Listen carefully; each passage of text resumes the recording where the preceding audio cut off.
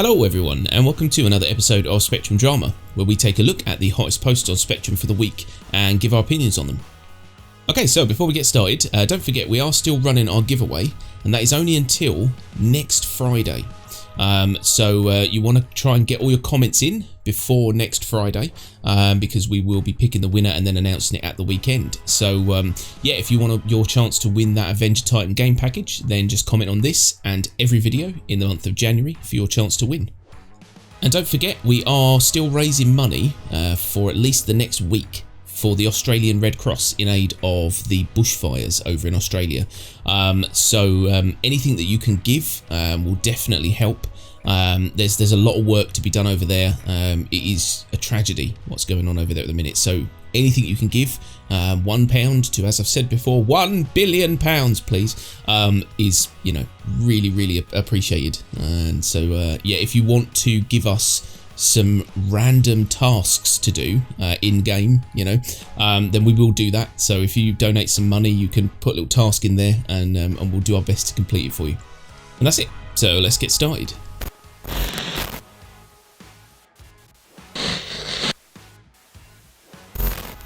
Okay, so first up we've got a post from Griffiths Rimor, and it says, "The Loner, why some people play MMOs alone." And so the gist of this was basically there was a video on YouTube which Griffiths come across, which discussed MMOs and the group only mindset, which is wrong nowadays. You know, the idea of an MMO being a group activity only is daft, because the majority of players who play MMOs are loners. You know, we play on our own.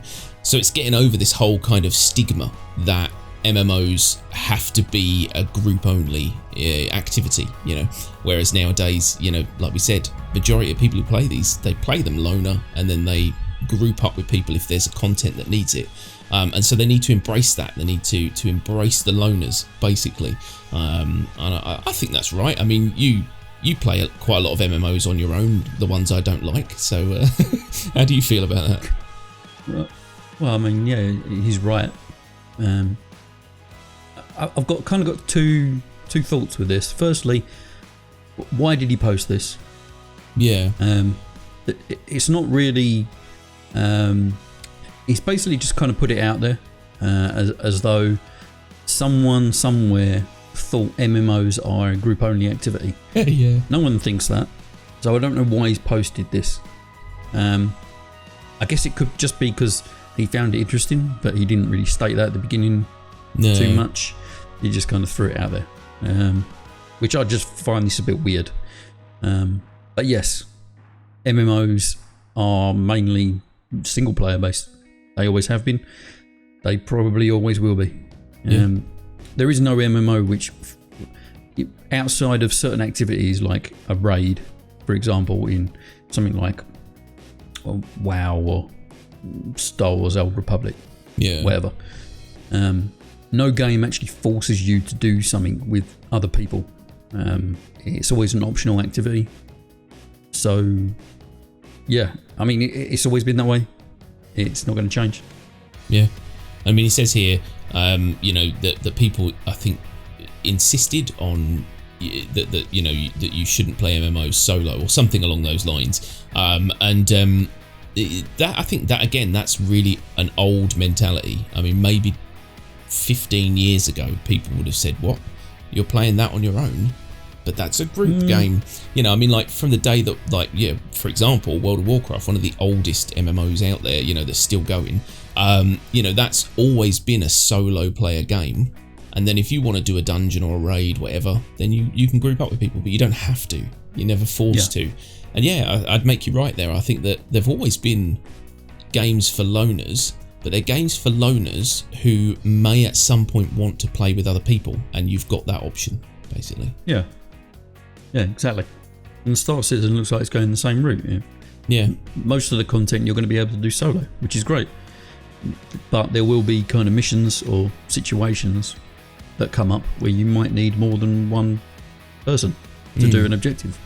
And that's fine, you know, as long as it's labelled properly and you know what's coming, then you can, if you don't want to group up with other people, then you can just steer away from that kind of thing. Yeah. So I think to sum it up, you know, MMOs they're massively multiplayer online games, but they're not massively multiplayer group only online games. So I think we need to get that definition right. You know, the loner, you know, has always been the alpha dog of MMOs and always will be. Cool, so next up we've got a post from Maythor, and it says, "Thank you for making rentals unable to be modified." And basically it's pretty much, you know, what it says. Maythor is happy that rentals are, you know, no longer able to be modified, which basically means that if you know, it's like if you rent a car in real life, you know, you don't just sort of suddenly start changing the exhaust, chucking on bigger bumpers, stuff like that. You know, I don't think they'd frown upon that, I'm sure. So it makes sense. I guarantee there's going to be some really salty people in Spectrum. What do you reckon? Oh yeah, guaranteed. There always is. Spectrum. Yeah. Yeah, I'm kind of completely agree with this. Like you say, if you rent something, you don't tend to start taking it apart and upgrading the internals of it. So it kind of makes sense along those lines. This was primarily brought around to stop some sort of exploits and various cheaty mechanics. Yeah. Because from what I understand, you could even like take parts off of the rented ships and then use them on others. And yeah, I mean, there isn't another way you could fix that, where when your rental is finished, it takes those parts back as well. Yeah. There are ways around it, but I guess CIG didn't really want to go too far down that rabbit hole right now. Yeah. They just want to stop the exploits, and this was the easiest solution. Yeah, it makes sense. I mean, the other way to do it, which I think would be really funny, is someone gets themselves a, you know, whatever, some fancy ship. They take off all the guns, put them on their ship. Then when their rental ends, they get that ship back. It'd be like if you got your car back and all the seats were gone. You go, all right, well, I'll just invoice them for the seats. Yeah. All of a sudden they get essentially a fine for the amount those guns cost. New. That'd soon stop it, you know. So yeah, it makes sense. It makes sense. So if anyone does have a moan about this, I'll be confused. I do see a lot of people moaning about the prospectors, more specifically because the basic laser. Well, their argument is that the basic mining head on the prospector laser is not efficient. And they want to rent the prospector, but put a new mining head on it to make it more effective. Nah. But again, that's basically the equivalent of changing the guns. So yeah, if you really want to do that, just save up and buy a prospector.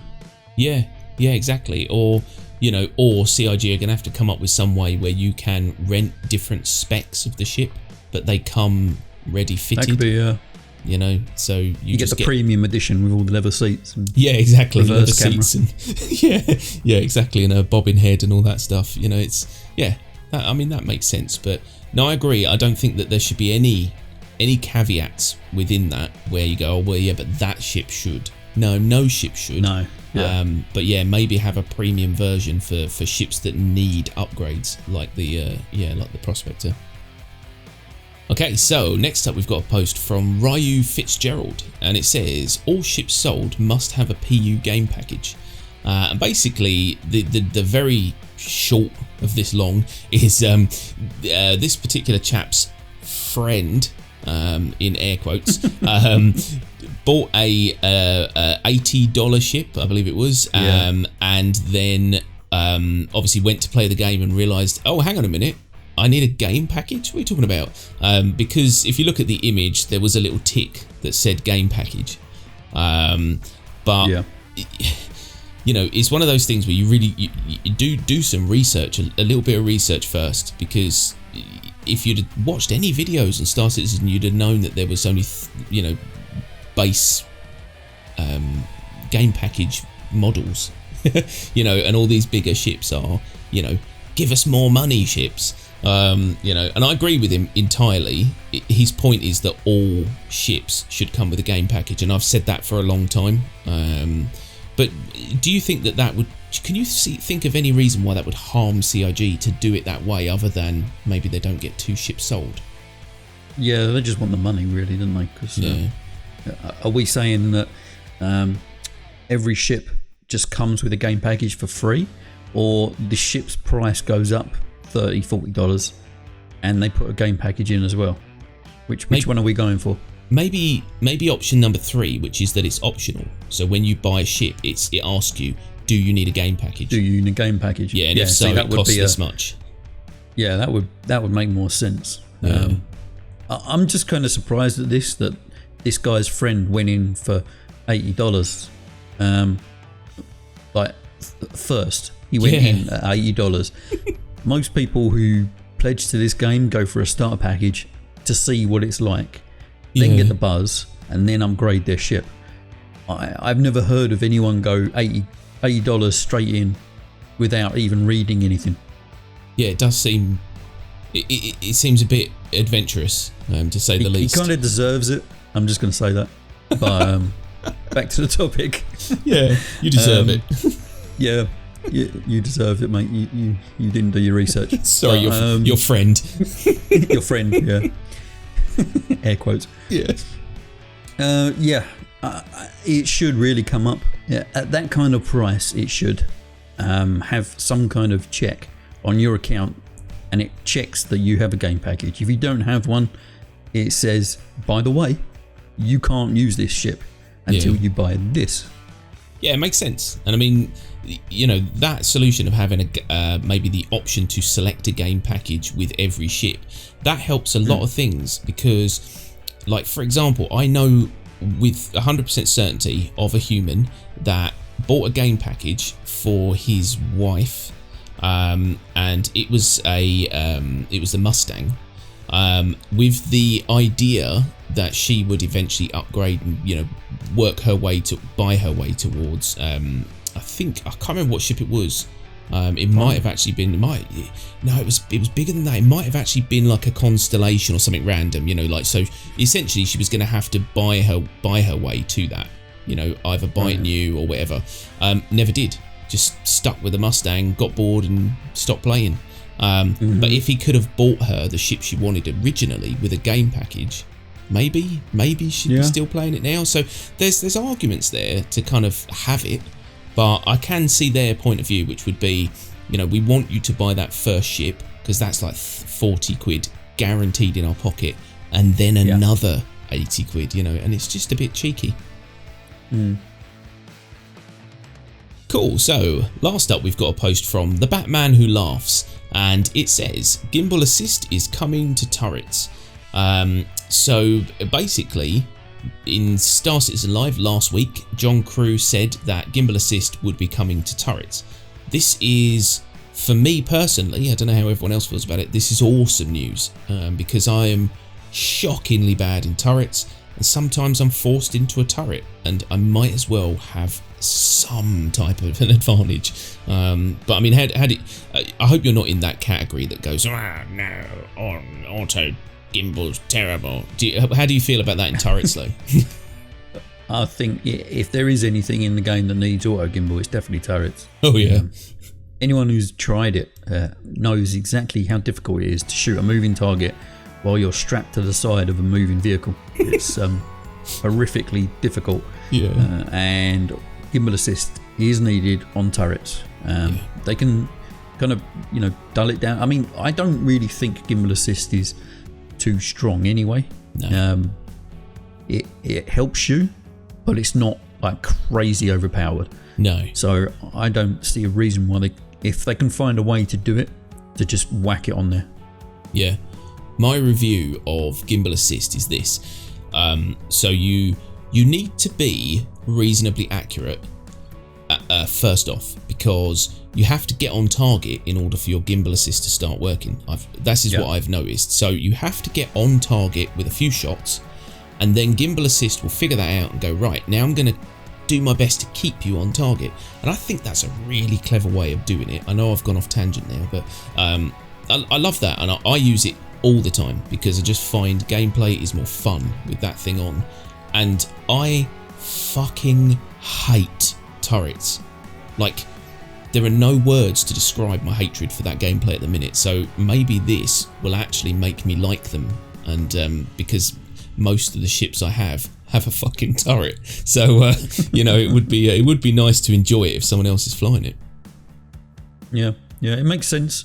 Yeah, even in law, I mean, well, I say in law, in mechanics, if you will, because the turret does have its own computer. You can lock on to your own target. So why it shouldn't be able to gimbal assist? You know, it should be able to. Yeah. The problem comes is how they put the gimbal on the weapon, on the turret, because technically the turret is a gimbal. Yeah. You're almost in between what you'd normally be, which is kind of you're not. It's not like you're in the seat. You're like attached to the gun. It's weird. Yeah. So they have to kind of figure out how they're gonna put it onto the actual weapons of the turret. But, there is no reason why it should not be on there.